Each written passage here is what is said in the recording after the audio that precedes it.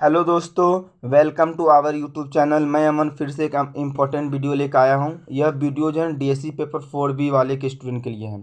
अगर इस क्लास के पीडीएफ आप प्राप्त करना चाहते हैं तो टेलीग्राम में या तो व्हाट्सएप ग्रुप में फ्री में प्राप्त कर सकते हैं। डिस्क्रिप्शन में लिंक है। देखो, इम्पोर्टेंट क्वेश्चन है कि भारत में आपातकाल में केंद्र तथा राज्य के संचालित शासन व्यवस्था का वर्णन करना है।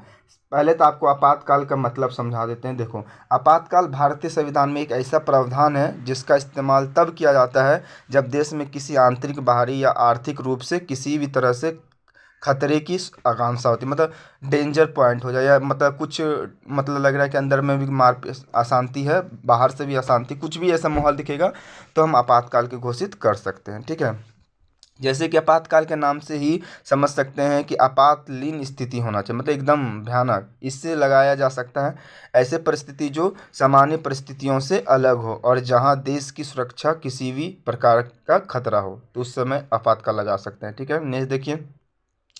ऐसे स्थिति में भारत में आपातकाल लगाया जा सकता है। ठीक है, आपातकाल के समय केंद्र और राज्य समय की संचालित शासन व्यवस्था परिचय समझिए। अब देखिए क्या होता है कि आपातकाल लागू होने पर संपूर्ण देश की शासन व्यवस्था केंद्र सरकार के नियंत्रण में हो जाता है। तो मतलब कोई राज्य सरकार इसमें नहीं रहे, काम करेगा। ठीक है, केंद्र सरकार करेगा। ऐसे समय में केंद्र सरकार के पास असीमित शक्तियाँ हो आ जाती है, ज़्यादा शक्ति आ जाता है। ठीक है, और इन शक्तियों का प्रयोग वे देश की सुरक्षा और कानून व्यवस्था बनाए रखने के लिए करती हैं। ऐसे समय में बिना किसी बिल या प्रस्ताव को संसद में पारित कराए और बगैर सरकार बिना रोक टोक के काम समय पर जरूरी कदम उठा सकते हैं। जैसे उदाहरण में ले सकते हैं, जैसे कि यदि कोई देश हम पर आक्रमण कर दे, ठीक है, तो भारत में आपातकाल लगने पर हमें संसद में कोई भी बिल का पास नहीं करना है। बजट यानी बिल मतलब बजट। जबकि सामान्य परिस्थिति में यदि किसी देश से युद्ध जैसे स्थिति बनती है तो ऐसे संसद के संबंध बिल पास करना आवश्यक होता है। ठीक है, आगे देखिए कि भारत में सरकार की शक्तियों को दो भागों में बांटा गया है। पहला केंद्र सरकार, दूसरा राज्य सरकार। लेकिन आपातकाल में देश की शक्ति केवल केंद्र सरकार के पास ही होती है। ठीक है, भारत में आपातकाल के प्रकार। हमारे देश में संविधान में 3 प्रकार का आपातकाल है का प्रावधान किया गया, जिन्हें अलग अलग परिस्थितियों में चलाते हैं। जैसे राष्ट्रीय आपातकाल, राष्ट्रपति शासन या राजकीय आपातकाल।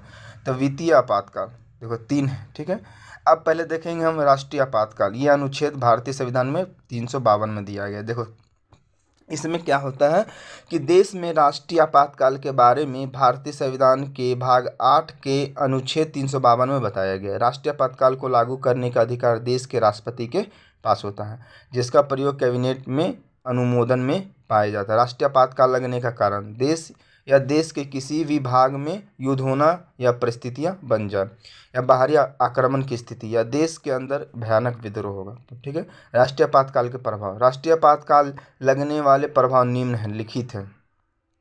पहला देखो, भारत के नागरिकों के मूलभूत अधिकार को स्थगित कर दिया जाता है। दूसरा, सभी प्रकार का बिल राष्ट्रपति के पास भेज दिया जाता है। तीसरा, आपातकाल के दौरान लोकसभा की अवधि जो कि 5 वर्ष की होती है उसे बढ़ाकर बढ़ाया भी जा सकता है। अब राजकीय आपातकाल देखो, तो ये राजकीय आपातकाल राष्ट्रपति शासन के नाम से ही जाना जाता है। इसे संविधान में भाग 8 और अनुच्छेद 356 में वर्णन किया। राजकीय आपातकाल लगने का कारण क्या क्या है भाई? देखो, पहला, जब किसी राज्य सरकार पर शक होता है, या दूसरा, जब कोई राज्य सरकार केंद्र सरकार की बात नहीं मानता है।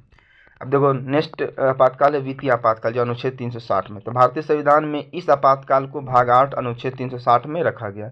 जब देश में आर्थिक संकट आता है तो इसे राष्ट्रपति शासन द्वारा लगाया जा सकता है। लेकिन अभी तक भारत में एक बार भी आपातकाल नहीं लगा, ये वाला। ठीक है, तो वित्तीय आपातकाल लगने का कारण जब देश में आर्थिक स्थिति खराब हो जाता है। दूसरा देखो, जब देश का अर्थव्यवस्था खत्म होने का कगार पर हो, या पूंजी की कमी हो, अधिकार की वेतन से कम हो। अभी तक भारत में 3 बार आपातकाल लगा। पहला बार 1962 में लगा था, जब ने चीन भारत का हमला हुआ था। युद्ध समाप्ति होने के बाद आपातकाल समाप्त कर दिया। दूसरा आपातकाल 1971 में पाकिस्तान युद्ध के शस्त्र लगाया गया था। कौन लगाया था? इंदिरा गांधी। यहाँ लगाए थे जवाहरलाल नेहरू। ठीक है, आगे लगता है आपातकाल आपका तीसरा, ये 1975 में इंदिरा गांधी लगाते। ये इसका था आंतरिक अशांति के कारण। तो ये आपातकाल का था। अब निष्कर्ष देख लो लास्ट में। संविधान में आपातकाल घोषणा करने की शक्ति ये सुनिश्चित करने के लिए प्रदान की गई है, यदि देश में संकट की स्थिति उत्पन्न होती है तो संवैधानिक प्रावधान को तुरंत कार्रवाई करने का बाधा नहीं डालती है। तो इस प्रकार से इस क्वेश्चन के आंसर आप वर्णन कर सकते हैं। फिर मिलते हैं नेक्स्ट वीडियो में, तब तक के लिए बाय बाय। जय हिंद, जय भारत।